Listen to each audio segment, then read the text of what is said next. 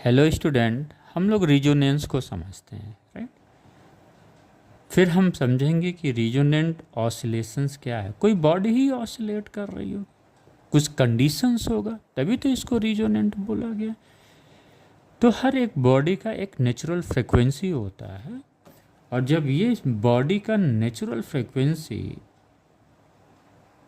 किसी external periodic force के जो उस बॉडी पे लग रहा है के फ्रिक्वेंसी के बराबर हो जाता है, तो उस बॉडी की फ्रिक्वेंसी को रिजोनेंट ऑसिलेशंस बोलते हैं, और इस फिनोमिना को हम लोग रिजोनेंस कहते हैं, राइट।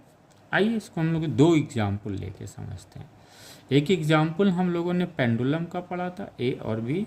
दो पेंडुलम है जिनकी ए की भी नेचुरल फ्रिक्वेंसी है, बी की भी नेचुरल फ्रिक्वेंसी है। चूँकि उसका इफेक्टिव लेंथ एल जो है वो क्या है, सेम है दोनों में, तो इन दोनों की नेचुरल फ्रिक्वेंसी क्या होगी, 1/2 पाई जी अपान एल।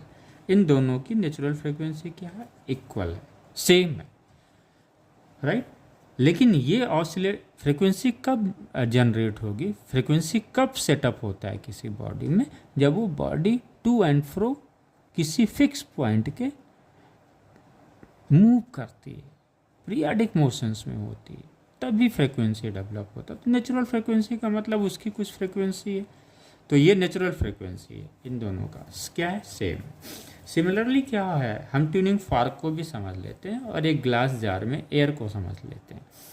ए क्या है, ए भी हमने मान लिया, एक का क्या है, कुछ नेचुरल फ्रिक्वेंसी है, लिखा रहता है ट्यूनिंग फॉर्क पे कि इतने हर्ट्ज का है,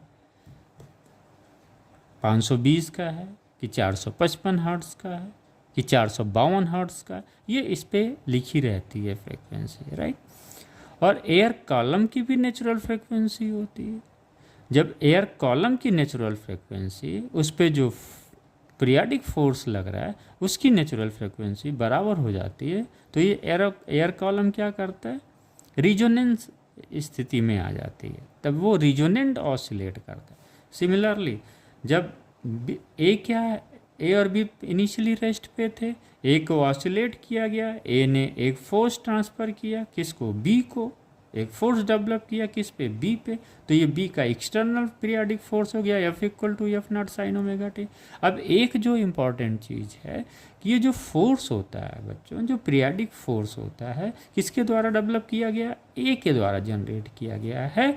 तो इस पीरियाडिक फोर्स का जो फ्रिक्वेंसी होता है ना, वो ए की फ्रिक्वेंसी के बराबर होगा।